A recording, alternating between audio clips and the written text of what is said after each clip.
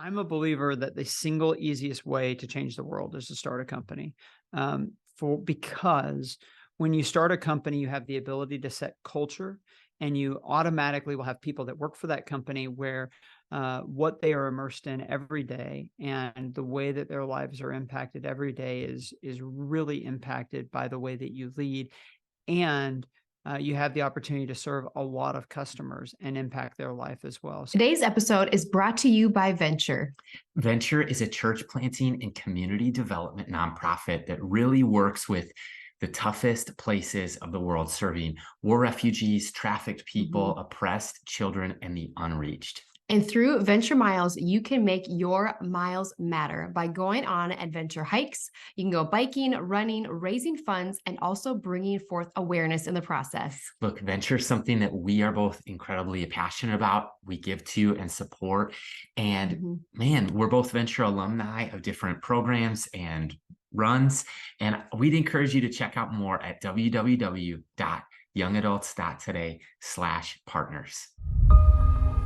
Imagine if you could go and talk to some of the greatest leaders all around the world and ask them one simple question: what is your daily prayer life like? Well, myself and Cam Doolittle and Peter Greer were able to do this with amazing leaders like Francis Chan and John Mark Comer, John Ortberg, Johnny Erickson Tata. And then we expanded our search to global church leaders in 6 different continents, whose ministry and leadership covers over 100 different countries. And what we discovered was absolutely incredible. People around the world were being led by the Holy Spirit to have similar prayer lives, from a New York financier to someone working in a refugee camp in a war zone. Their prayer lives started looking similar, and their patterns were emerging. And we took all those patterns and put them together in a book called Lead with Prayer, a study in the prayer lives of extraordinary leaders around the world.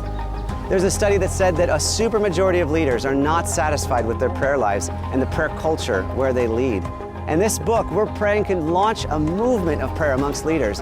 And this is a chance for all of us to sit at the feet of praying leaders around the world and learn how to pray as leaders. Imagine what would happen if God's leaders around the world started truly becoming people of prayer. It could change everything.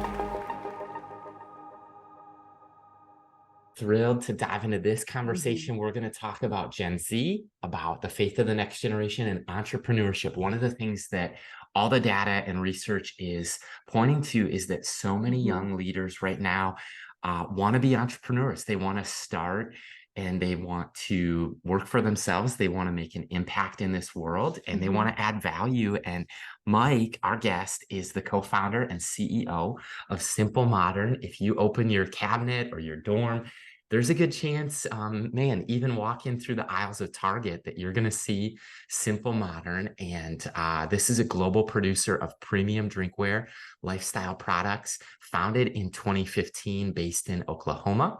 And Simple Modern just is doing some incredible work, donating and just generosity is really one of their core values to nonprofit organizations. And you'll see it at Target, Walmart, Amazon, Sam's Club.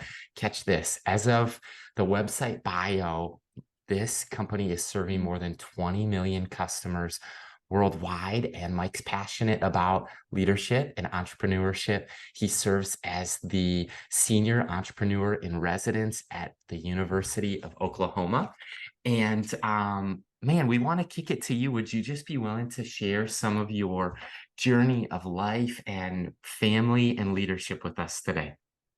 Sure. Well, I'll tell you a little bit of the backstory. I graduated from college in 2003, and actually, to go back even a little bit further, I grew up Bible Belt, grew up in Oklahoma, went to church, was not a follower of Jesus when I went to college. And I went to college really looking to find meaning and purpose through achievement and accomplishment. I really felt like that's what was going to give myself identity. And ironically, I was very successful in accomplishing the things that I wanted to accomplish and having the GPA that I wanted to have. And yet I felt very empty. And it was at that point, this is probably about 2 years into college, that I first started to think about spiritual things and really consider it in a fresh way as an adult. So grabbed a Bible, didn't tell anybody I was doing it, started to read the Bible. I was smart enough to start reading in the New Testament, which I'd never done before, because I'd always like grabbed a Bible and read the first few pages of Genesis and been like, I don't know what's going on here. I don't know how this is relevant to my life. And it led to a several month period of me really considering the words of Jesus, and eventually making a decision to trust Christ. Nobody shared the gospel with me. It was a very self-guided on my own process that, like I said, nobody really knew I was going through. And so I was in college for 5 years. 2.5 years in is when I became a believer in Christ. And as a result, had a dramatic life change, overnight kind of life change. So graduated in 2003, and I had thought I was going to go and work in the finance world. I got married to my wife, Heather, a week after I graduated. She had one more year left in her master's degree. And so I needed to stick around Norman. I knew that. I was looking for an opportunity where I could spend a year close. And I got an opportunity to intern with an organization called CRU, Campus Crusade for Christ is what it used to be called. And so I thought I'll do 1 year of ministry and then I'll go work in the finance world and this will be great. And really what happened is 1 year of working with college students and being on a college campus, talking to people about the Bible and about Jesus changed my life. And it turned into 2, which turned into 10. So I spent the whole first half of my career. I've been out of college for 20 years this year. And I spent the first half of that in full-time vocational ministry with college students. Then helped my brother start a company while I was still in the ministry world that got very big, very fast. And I was really kind of working 2 full-time jobs by the time I turned around 30. And then we got pregnant with our first kid. And I just realized I can't do all of this, certainly can't do all of this at the level that I'd want to. God, what do you want to do with my life? And through talking to a lot of people, praying, thinking about it, discussing with my wife, we came to the conclusion that we thought it would be possible to make more of an impact by going into the business world. So the last 10 years of my career have been basically running really all of them fast growth consumer companies with kind of an e-commerce piece to that. And I think you said this at the beginning, Josiah, but I would really emphasize this point. I'm a believer that the single easiest way to change the world is to start a company. Because when you start a company, you have the ability to set culture, and you automatically will have people that work for that company where what they are immersed in every day and the way that their lives are impacted every day is really impacted by the way that you lead. And you have the opportunity to serve a lot of customers and impact their life as well. So loved impacting people's lives in ministry. I feel like I'm able to make even more impacting people's lives in the business world. And I'm a big believer in the ability for entrepreneurship and creating businesses to impact the world. And I think the other thing worth mentioning here, and then I can get into whatever specifics you'd like to talk about today, is that we are in a generation of students and young adults that truly want to make an impact on the world and want to be able to connect the time that they spend in their career to making a tangible, redemptive impact on the world. And I think one of the things that I like to emphasize with my story is that I've tried to be really deliberate about that with my time in the business world, and especially my time with Simple Modern.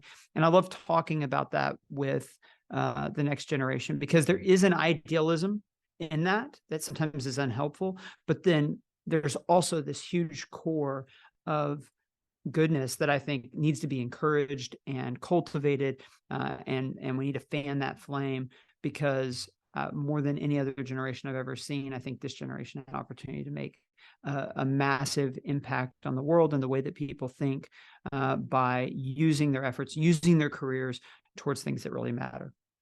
Mike, I absolutely love that you shared those elements of your story, and just how Craig Rochelle said this just last night. He tweeted or posted, he's like, you don't have to be in full-time ministry to be in full-time ministry. And I think Yeah. with that, we can all live on mission in our own way, whether it's in the marketplace, if it's in ministry, whether it's in the classroom, whatever that is and looks like. And we work with a lot of young adults and a lot of young leaders. And we were talking to one of our pastors who's actually a friend. He was in North Dakota at this time doing Chi Alpha, and he was talking about how he was working with a lot of students, and we would agree with this, that the 18 or 30-year-old, like there's a lot of image management going on. Like they're managing their image. Like I take 20 photos and take the best one and still tweak it how I think I should look or how I think my appearance should be, you know, my wishes and stuff. But when it comes to the entrepreneurial side of things, starting and strengthening a business that maybe we've started and it came from a dream, a passion, a burden, a desire to see change around us. Can you just even correlate or tell us what's the difference between image management, like personally managing our image, versus like personal brand that gets developed as a business potentially grows? Yeah, it's a great question. And to answer it, I'll start by talking a little bit about our giving that we do as a company and how we talk about that. When we started the company, we didn't know much. Actually, we didn't even know what product we wanted to do, but we knew we wanted there to be a giving component. We wanted generosity to be a big part of it. And we made a decision very early on, even though we were bootstrapped, we were going to give 10% of profits away, which when you're growing a consumer products company without getting into the weeds of the finances, it's very painful. You really need all of your profits to be able to buy more inventory to fuel future growth. But we made a commitment to that early on because we felt like doing it early, doing it when it was hard, would establish the right foundation.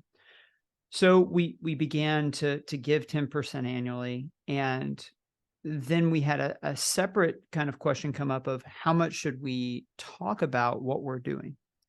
Because on one hand, we felt like we can be a great example of a way of doing business differently. And that part of the impact we can make is the example we set. But also, you know, the Bible talks about not let your left hand know what your right hand's doing. And also you don't want to come across, I think we've seen this in the corporate world and just in generally, we become a little bit jaded and a little bit skeptical because we've seen, you know, quote unquote generosity that was probably more for image management reasons than it was flowing out of a heart of generosity. So we really wrestled with, what do you do? How much do you talk about it? You know, how do you manage the brand of the company while not losing sight of authenticity? And what we really came to was we are going to talk about it publicly, but we're going to try and talk about it publicly in a particular way. And one of those is that we don't do this perfectly, and we don't claim to do this perfectly. We don't think this is necessarily the right or the best way to do a for-profit company, but this is the way that we're doing it. And the word I would come back to is sincerity or authenticity. That when I have spoken publicly about it, the feedback that I've gotten has been, it really feels sincere and authentic, that this matters to you and that that's why you're engaged in it. And I really emphasize that when I talk internally or externally about our mission and about our giving, is we are an imperfect company because people are imperfect, and you know, any company of people is gonna be imperfect, but it is sincere. Like we really do believe these things, and these things really are important to us, and we really do try to consider these principles in everything we do, not just the way that we give money, but the way that we run the company, the way that we treat our customers. So in the same way, I think this is a generation where the word is going to be authenticity. Especially, you know, our technology continues to get better and better and better, and it can produce a facsimile or a replication or, you know, whether it's audio or video that doesn't even exist. You know, some of like the AI stuff with images, for example, like your ability to generate an image that never happened, but man, it looks authentic. And so I think we're going to increasingly be living in a world where we are starving for authenticity. And what I think I would tell anyone listening to this is that authenticity is at the very core of the gospel. That the gospel is that, well, I'll back up. The way that we tend to want to think about our lives is appearing good and appearing well to other people. And the entire message of the Bible and this really gets ramped up in the New Testament. But the entire message of the Bible is that God doesn't actually look at that. That he doesn't look at appearance. He doesn't look at the outward. When God chooses David, it said, that man looks at outward appearance, but God looks at the heart, and they're trying to point towards this fact that the way that we evaluate people and the way that God evaluates things are very different. And then when you get into the ministry of Jesus, he's constantly pointing at, hey, it doesn't even matter necessarily how you're perceived. It doesn't necessarily even sometimes matter what you do. What matters is why. That God goes all the way to the headwaters and says, why are you doing what you're doing? What is motivating you? What is the reality that is hidden beneath the surface? And that's what really matters.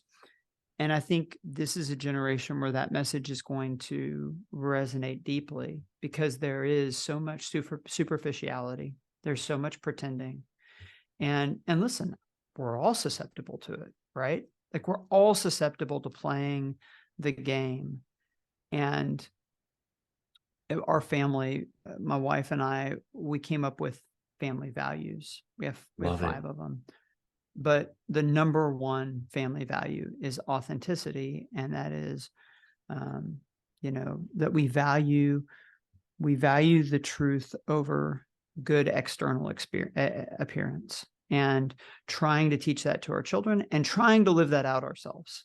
And again, I'm not going to claim that I have authenticity nailed, because I'd be lying, but I at least am thinking about it and caring about it. And when I catch myself playing the game of trying to look a certain way for other people, trying to present myself in a way that'll be acceptable or that'll be clapped for, and instead of being authentic, that's, I think that's one of the ways that God's working in my life, is to, when I do see myself doing that, to turn back towards, no, you know what? I would rather lead with who I am and where my heart is really at, than what I think will make people happy, or will like me more or clap for me or whatever else. So that would be, I think, the single biggest piece of advice. And I'll go a step further. We can talk some more about this if you'd like to, but we live in a postmodern culture, and postmodernism has its own kind of very unique and distinct set of morality. But in a postmodern culture, the one thing that has held up as a cardinal virtue is first-person experience and authenticity.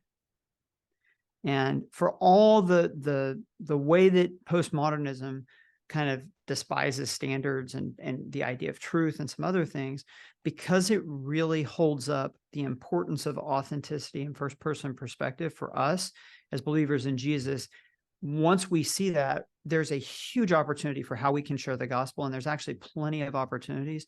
But the most effective gospel presentations in this generation are all going to be first person through ourselves with authenticity, because that's what the people around us desperately want and need.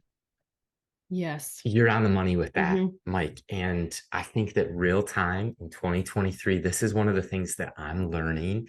What does it mean as a leader to be authentic and to be sincere and to be transparent and vulnerable in a way that I'm not the hero of every story, let alone any story.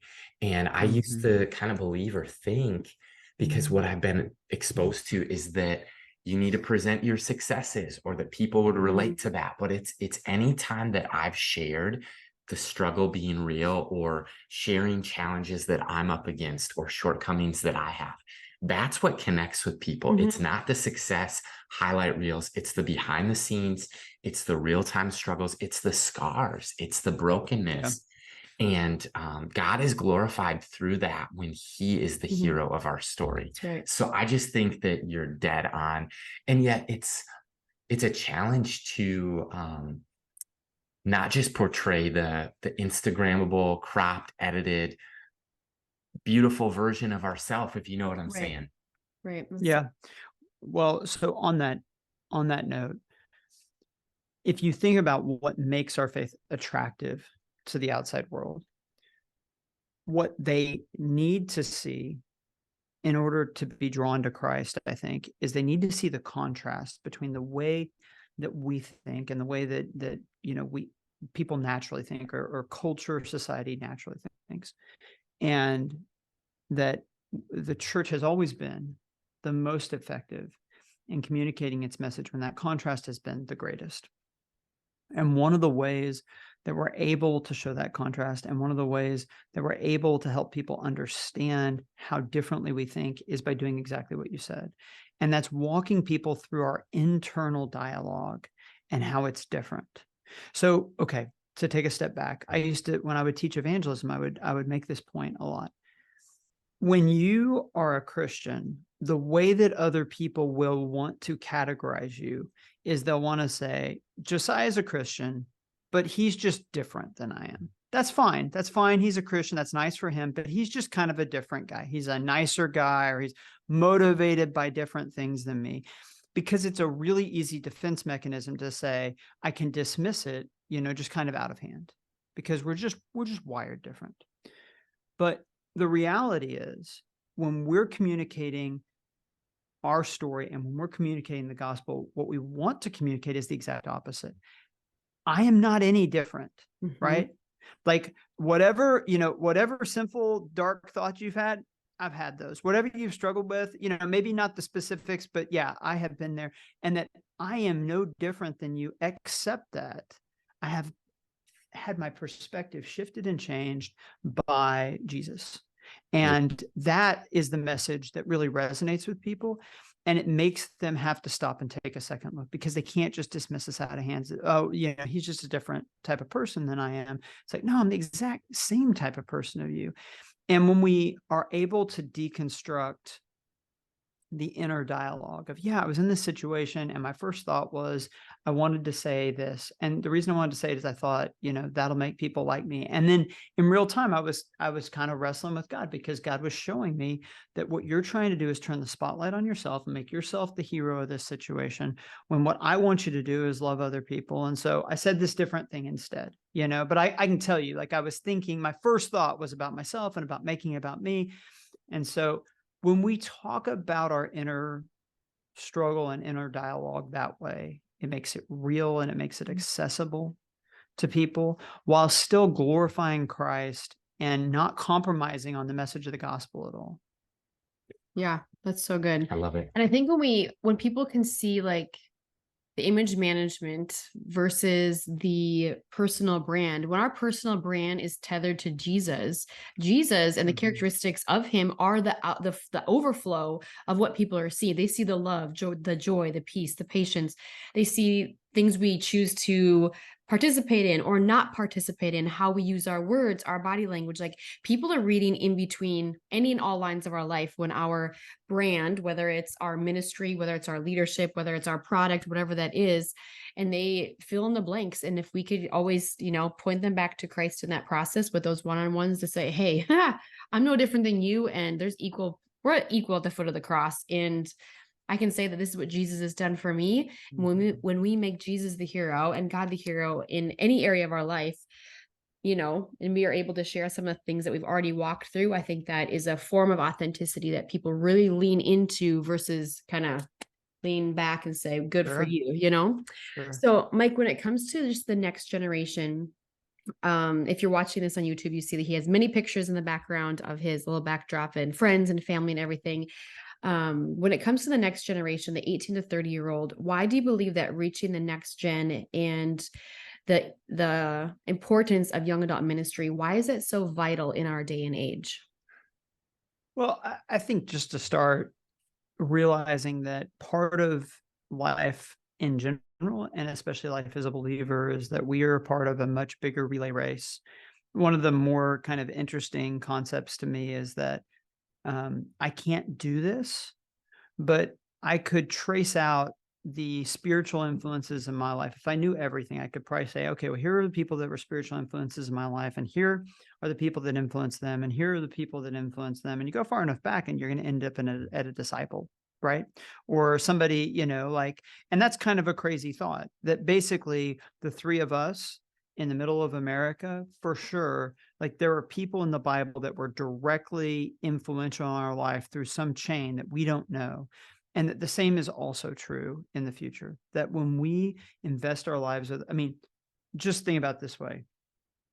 Most of what we do in our life will not be remembered, and it won't really matter. But investing in the lives of other people is one of the few things we can do that really does have eternal ramifications, because the souls of men and women are one of the few things that are eternal.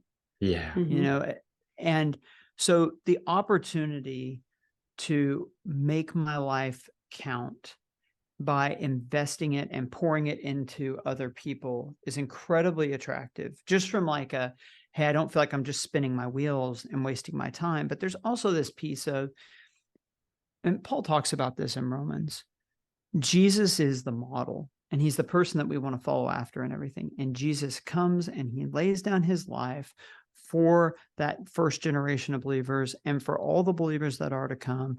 And that this is our, it says this is our spiritual act of worship, but you could also say like, this is the natural reaction. This is the, the obvious conclusion that we would have, is that in the exact same way we would lay down our lives for others. That I love being engaged in reaching and mentoring and discipling and pouring into the next generation because of the things that they'll do, and because it makes the hours that I have, the investment of those are more meaningful, more fruitful. But mostly it's just because this is what Jesus was about. And the way that I show that I appreciate and that I've internalized what Jesus did for me is by doing it for other people. And it's just the natural like overflow of that is, of course, I want to invest in the lives of other people the way that God has invested in my life, both directly and through spiritual influences in my life. So I'm very passionate about it. And, I started to really disciple people, I would say about 20 years ago. And one of the most exciting things is that these people that I have, especially men that I've discipled, I've seen many of them go on to have families. I've seen many of them go on to be leaders in their church as either lay people or in the ministry, and for them to have disciples and those people to have disciples. And there are lots of people that in some way I've been able to be a part of influencing their life that will never know me and I'll never know them on this side of death. And that's really exciting and really motivating. But so I think I just think about it as faithfulness, that like part of what, in God's economy, the one thing that matters is faithfulness. Wow. And that faithfulness is me saying, I am going to be a faithful leg in the relay, and I'm going to lay down my life and my time and my effort and my money towards the same exact things that Jesus did. Because I am thankful, not because I feel like I'm trying to earn anything, not because of the perception of other people, but just out of a heart of gratitude. And I think that's the center of the Christian life. Like, that's so good. I think of just the imagery that a relay race is that we have this blip on the radar. It's our turn. It's our shot. It's our leg for a minute. And we were given a baton and we get to graciously, and that's, I think the posture is open-handedness. And we see it with Jesus is asked, like, what's the greatest of all the commandments? And you're getting at the heart and the crux and the core of it. It is loving God with all our heart, soul, mind, strength. And then he just does what only Jesus can do, is he connects it to this second great commandment, which is loving people as ourself, loving our neighbor as ourself. And I think that for the young leader who's entrepreneurial, and maybe they're starting a young adult ministry in their community, maybe they're have a side hustle that they want to be their primary thing, that 5 to 9 passion that they want to turn into the 9 to 5 passion, or wherever this hits the listener. I'd be so curious to pick your brain personally on the startup and then the scale, because whether it is a young adult ministry, there's a startup that maybe it's 4 people in a living room or a prayer room. But then there's that scale. If we want to reach our generation, or we want to reach and impact people with the gospel in our sphere of influence, and maybe it's want to start a product or a service or a concept, and there's the startup phase, and then there's the scaling phase. And so many people have the idea and it just doesn't get implemented, or it doesn't get implemented successfully, or they're stuck kind of trying to implement that scaling process. What does it look like at Simple Modern of scaling? Because there's growing pains, and we might see it on Amazon or we might see it at Target, but it didn't just happen. We see the final Right. product, Yeah, right? there was a gap from the concept to implementation. Can you take us to that space for a minute? Sure. So there's so many different directions I could take this, but I'll just kind of jump off and say a few things, and I'd love you guys to follow up with questions that you have. But generally, I'll just make this as a comment about scaling. For whatever reason, I've spent most of the last 15 years growing organizations that are growing faster than 40%, we'll say. So for whatever reason, this has been part of God's plan for my life, is I'm just going to be a part of scaling things. I even did like a limited podcast that I'm doing like a season of it every year called Scaling for Good, because I kind of felt like, man, that's just kind of thematically what's happened. The first thing I would say is that scaling is about taking something that has already been proven and just doing more of it, right? So it starts with the idea that you're able to find something that is really working and then say, how do I lean into that with more resources and more leverage and more scale? But it's really tempting to wanting to get to scale before that first step is really solid. You really do have to start with, in fact, when you look at the reasons that startups die, especially VC-backed startups, scaling prematurely is like one of the top 2 or 3 reasons, because you so badly want to be ready to scale, and to draw a ministry parallel here, honestly, for years, I wanted to have way more impact than I was probably ready to have or mature enough to have, like I wanted to change the world and I want to make all this impact. And the same can be true about our business. We want our business to be bigger than it is. We want to scale it. But fundamentally, I think when I think about scale, I think, do you have product market fit? And that can happen. This can be true in ministry. It can be true in business. Product market fit is just that what you are offering is really uniquely meeting the needs of the market. And so, like I said, in ministry, there have been times where I found, hey, you know what? I'm investing time in this area or this group of people or in this organization or in this person, and it just does not seem to be creating the traction. But then over here, I put 1 hour and like things happen. And so the product, and in the Simple Modern's case, it's as simple as, hey, when you start selling the product, what are the reviews? What are the responses? How much organic demand is showing up? How much are people coming to you asking? Like an example of product market fit, early on in the company, we had come up with these collegiate licensed tumblers that were really nice, really premium. Nobody was really doing it at that point in time. And I was having a lunch with a guy at a Mexican restaurant, and I brought one to give to him. And somebody got up from across the restaurant and came over and was like, "What is that?" Pointing to the cup that I had on the table. But so the first piece is really knowing that you have product market fit. And that's just being honest with yourself of, am I uniquely addressing a need here? Once you realize that you are, scaling is the process of saying, how do I grow that? How do I replicate that in a sustainable way, and impact and scale the impact that I can make?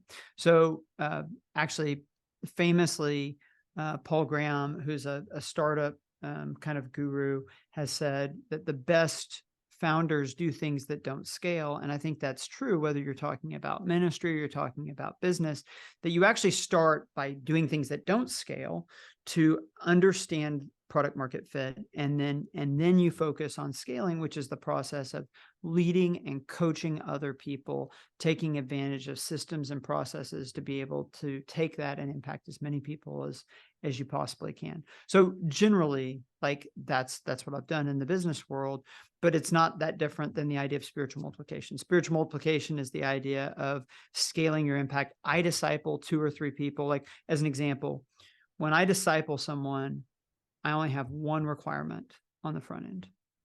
The one requirement is that they will do the same for other people at some point in the future. I'm like, I don't need anything from you, but I expect that you will do this. And so I build the idea of scaling even into, I'm doing something that doesn't necessarily scale in like a one-on-one discipleship, but I'm doing it in a way where over time it really can scale and many lives can be impacted. It's the same thing when you're leading a business, that hopefully you're leading the business in a way you're coaching and empowering other people, that as the business grows, it's really going to be able to scale. And it's not just going to mean you're working more hours. It's going to mean that you've empowered people. And as a result, the organization's is able to make more impact. So anyway, I'd love to answer any specific questions you have about scaling, but for whatever reason, this is where I've been living. Even this year, we're probably growing at 70 or 80%. As a company. One of the reasons why I'm able to still do this podcast and I don't have my hair on fire is because I've spent the last several years coaching and empowering other leaders within the organization. So there's a lot of, I've scaled the internal ability to manage and lead and grow the company so that as the company and the demand for our products continues to grow and scale, we're able to serve that and meet that. So my follow-up question to that, Mike, is so here's where it comes from. One of the big industry leaders in your space is Stanley. And we asked a friend of ours, and she happens to be like Amazon influencer, blogger, etc. And I just said, hey, tell me about Simple Modern. And she goes, well, here's what I see on Amazon. She goes, everyone got Stanley's and they leak. And so then the reviews is everyone saying, oh, if you don't want it to leak, get Simple Modern. And I don't know everything, but this is what she said the word is on the street. So my follow-up question is, like, in your space or scaling with that product market fit, is it a hybrid of all three, or how do you know how to spend your time? Is it making the product itself better? Is it listening to the consumer and reviews? Is it creating a better system and strategy with culture in your workplace so that, your leadership, because all of those things matter, right? So how do you know, like, the best return on your time? So that, because if you feel like your hair is on fire, how do you know, like, prioritize this versus that, or respond to this versus that? Any thoughts? Yeah, I would start with, business is actually not very complicated. You make things for the customer and they compensate you for solving their problems. And so you start with, you exist to serve your customers and to solve their problems. And you do that most effectively when you talk to them and when you listen to what they say and you actually build solutions for that. So like I said, the overlap actually between the thought processes that make you successful in a nonprofit or a ministry context in a for-profit world, like, it's amazing how much they overlap, because so much of it is an other-centric, like, I exist to serve you. So I do think it's really all the things you said. Like, we've created a culture where there's an extremely high value on feedback. There's an extremely high value on talking to customers, on excellence. There's an extremely high value of creating great products that flows out of those values. There's, we're constantly talking to customers. We're constantly iterating. Like, we have an idea and a definition of excellence where just because a product gets good reviews, that doesn't mean it's done. We're constantly saying, how can you make it better? Because excellence isn't about how do we compete with other people, it's how do we compete with ourselves, which is, again, another kind of biblical idea. So it's really all of those things. But I mean, product more than anything else determines your ability to scale. When you have something special, naturally, all of the pull, all of the inertia, all of the gravity is going to be towards scaling. And when you don't have something special that you're trying to scale, it is very difficult to basically impossible. So this analogy is one that I've heard before that I really like, that before product market fit, it's like you're trying to push your product out into the market. Post product market fit, it's like the market's pulling it out of your hands. And that's really what it feels like. Like the product that you mentioned, for example, it's literally been like, we would get some in on our website and we would sell through several thousand of them in an hour, and then we'd be out for a while, and then we'd get some more in, and it was literally like the market just pulling it out of our hands as soon as they possibly could. And that's very different than like, okay, we're going to order a bunch and we're going to figure out how to get people to want these and get people to buy these.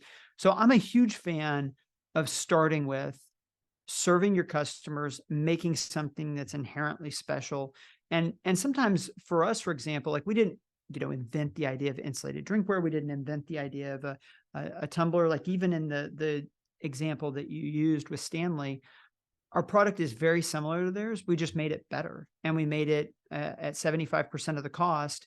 And that combination of a better product at 75% of the cost was enough to have a really explosive product market fit. And as a result, it's been a great product for us and has really propelled the brand forward. So the biggest misconception that I see, and maybe this will be helpful to people listening, I've taught entrepreneurship for years. I've talked to hundreds of entrepreneurs. The biggest misconception I see is this idea that I have to find something totally unique and bespoke that's never been done before. 99.9% of successful entrepreneurship is taking something that already existed and saying, I'm either going to take it to a different group of people, or I'm going to take it to a different geography, or I'm going to tweak the value proposition, or I'm going to make a key improvement. It's a small variation in something that's already proven. Even the things that we tend to look at as innovative, like Netflix was viewed as very innovative with video on demand and streaming when they first came out. They were the first of the streamers, and it was in a sense, but in another sense, they were just selling movies, which were not particularly new. And when movies came out in the early 1900s, those weren't particularly new. It was just a visual form of stories and books. So I would just make the point that very rarely is entrepreneurship that you really reinvent the wheel. You come up with something totally unique. It's usually that you look at the market, you look at things that people are already buying and problems they're already dealing with, and you come up with a better way to serve people and to create a better product offering, and that the market responds to that.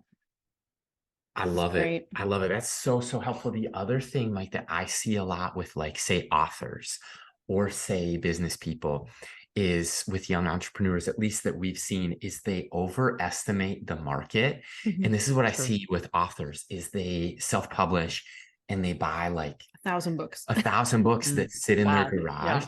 Yeah. And then they've sold like 72 to their family and immediate friends from their small group. And then they've got 920 and change books that are sitting in their garage because they didn't realize that the average book doesn't sell 5,000 copies. And or like, I remember one time interning with the group in college, and they bought, I think it was 40,000 bandanas and 1,000 t-shirts for their brand. And they stuck like $40,000 of marketing budget for a brand that no one had ever heard of from their like 401ks. And so I just see that a lot of times is that we overestimate the demand of the market. How do you like be honest in evaluating the market demand so that you don't get upside down in inventory, or that, because you could also underestimate? But any thoughts on that for the person that just wants to start before they scale? Yeah. So I will share an example from business literature that I think is actually really helpful. It's called the bullets and cannonball principle. So if you think back to, have you heard this before? Okay. No, but I'm excited. If you go back to like, think 1600s, 1700s, like, big naval ships, like think Pirates of the Caribbean, where, they would have these ships, and the ships had cannons. And usually when there were battles, the ships are like firing at each other with these huge cannons. Well, those cannons require cannonballs, and cannonballs are expensive and they're heavy, and you can only carry a limited number on your ship. The problem with the cannons is the cannons are notoriously poor aims. So if you saw another ship and said, hey, we're going to start firing them, and you start loading up your cannonballs, you could blow through most of your cannonballs without scoring a single hit if you weren't aiming at them very well because of the cannons. So what they learned is, instead of just, once you see an enemy ship, starting to load in the cannonballs and shoot them, what you do is you get a gun, you place the gun on top of the cannon, however the cannon's oriented, you fire a bullet, and you see if that bullet hits the other ship. And if it doesn't, you move the cannon and you keep playing with this, shooting bullets until you have a bullet that hits the other ship. Then you load a cannonball. This principle is so powerful in business. It's you are trying to say, how do I spend the least amount of resources possible to get the information I need before I push more chips in? And too often people are like, I need to have a marketing strategy. I've got 3 ideas. This is the best one. I'm going to push all my chips in on that. But the more effective and much less dangerous way to do things is to say, I've got 5 ideas. I'm going to fire a tiny bullet at each of those 5 ideas and see what the results are. And, oh, these 2 kind of worked. Okay, I'm going to put a little bit more resources behind. Oh, this one really seems to work the best. Okay, now I'm going to really lean into that. Or maybe I'm even going to iterate on that idea some more and do some more test bullets before I really lean in. But that's what effective entrepreneurs really do. And again, we've talked about this in a nonprofit and a for-profit context. It's the exact same idea, right? If you're a nonprofit and you're trying to raise your annual budget and you think, well, we've never done a banquet before, but we're going to do a banquet. We're going to put all our eggs in this basket. Like, you better be right? Like, you're going to spend a lot of money on the banquet. And if you're not right and you don't raise the money, like, that's going to be a problem. And so you see this type of thinking in all types of organizations, not just businesses, not just startups, where people make these dramatic kind of all-in moves, when the reason why why it's a skill set that's replicable is because it's a process that you teach yourself of micro experimentation and learning, and then experimenting some more and then learning. And so one of the interesting things is, we're 8 years in as a company. We have a good amount of revenue. I still experiment daily. I still feel like my strategy changes a little bit every single day, because I'm constantly learning and I'm constantly getting more information from the market. And so when you see an organization, again, whether that's a church or that's a business or a nonprofit or whatever, that seems to have ossified and is not effective anymore, it's because they've lost the ability to experiment. And they just are like, this is the playbook and this is what we do. And we're just going to, and you'll see this in the business world also, where people will say, well, this worked for somebody else, so we're going to do this. And that doesn't necessarily mean that that's going to work for you. You have to, it's great to look at other people for inspiration and ideas and then say, I'm going to run experiments and see if maybe that would work for me. So that's the fundamental concept. Start with micro experiments. And then when you see success, you put more resources in the form of time and money and effort towards the things that have your micro experiments have shown are the most promising. Well, that's so good. We could sit here and talk for hours, Mike, but we want to honor your time.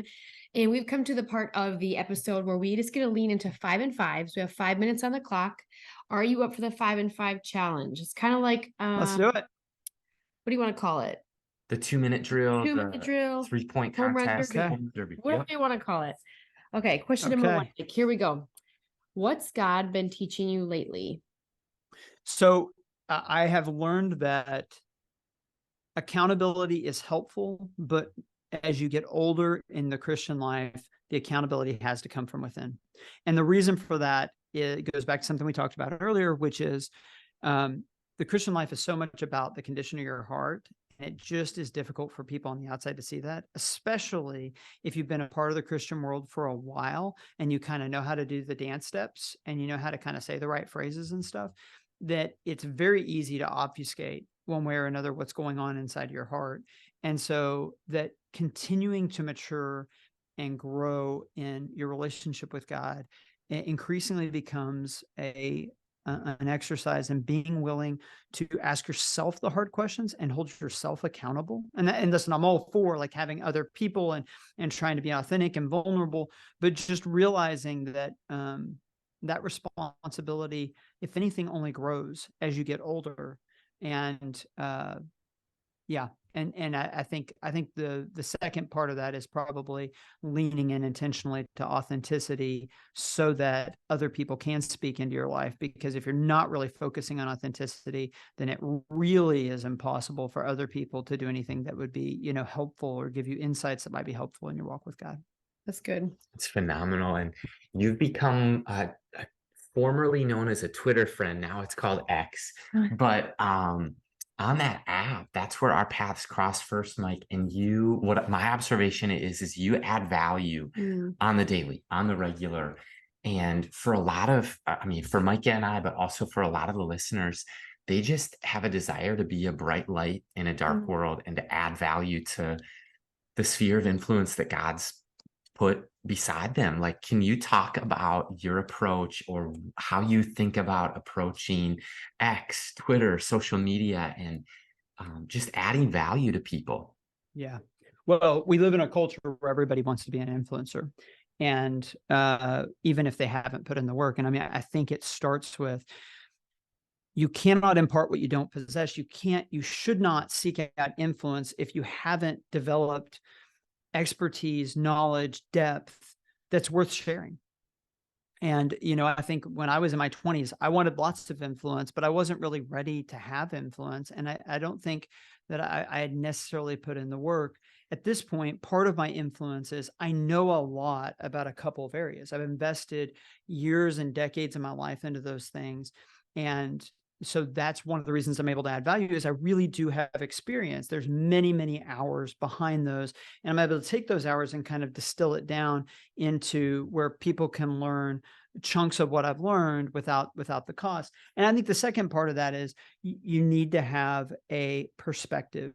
So I have a very clear, I'm about redemptive entrepreneurship. I know a lot about e-commerce. I know a lot about starting companies. I'm going to come at it from a redemptive point of view. There's going to be a heavy focus on generosity and culture. That's what you're going to get when you come to me. And so also, there's some people that don't care about those things and don't want to hear about it, and that's fine. Like, they don't need to follow me on social media, So, but the people that do want to hear about those things, one of the things that's interesting is there's this kind of stereotype that Twitter or X or whatever, it can be toxic. I just don't really experience that because the people that I experience, it's like the people that I'm interacting with, they're excited to talk about and learn about the things that I'm discussing. And I've actually been shocked by how much positive feedback I've gotten. And I think that's, we talked about scaling earlier, but listen, the positive of social media is the ability to scale our impact is really profound. I can post something and I can see that 50,000 people have seen it or whatever, but I can't really mentally understand that idea. That potentially a football stadium worth of people could have looked at that and considered that, and it could have made an impact in their life. But then when I talk to people in the real world, I realize that's what's happening, that I actually am impacting the way that a lot of people think, and they are reading it, and it is helpful. And so it's one of the reasons why I've made it a real discipline to continue to do it. So my advice is that you develop expertise in an area first, that you look to really have some deep knowledge in an area that you can impart, and that you have a really clear point of view that you can present that with, so that it's clear how people can grow and learn from following you, and that's the start of being, helpful and impactful on social media. Love it. Okay, here's the curveball, Mike. If you could ask Josiah and myself one question today, what would you ask us? I would say, what do you think is the key ingredient to reaching this generation of 20 to 30-year-olds with the gospel? And what have you learned about ministry and how it's how old are the two of you?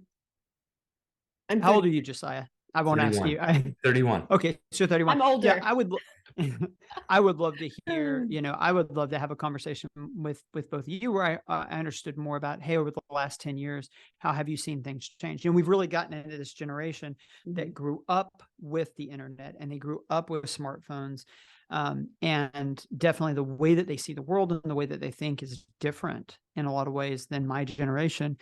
And so I'm always curious to learn, hey, what have you learned in the process about how to effectively communicate Jesus to this generation? I think you already touched on it, Mike. We've come a lot across, I would say almost 99.9% of people, they want real, authentic friendships, relationships, and encounters with God and people. And we feel like in our ministry, it's our opportunity to create those spaces where there's always room for more at our table. There's always room for one more. If there's not space, you pull up a chair and you squeeze together. young adults that we've been able to serve the last 10, 15 years together and separately probably don't consider you a true believer in them, a true pastor to them until they've been in your home and sat around your table or had a Bible study or had you meet with them for a one-on-one in your home. So I think it's breaking down those barriers and those walls. One of our friends said it perfectly. She said, hey, millennials, we wanted to be like behind the scenes. Like we watched Jersey Shore and all those things. Like we wanted to be behind the scenes, reality TV. Yeah. We wanted to be the ones where we could kind of see behind the curtain and like, oh yeah, whatever.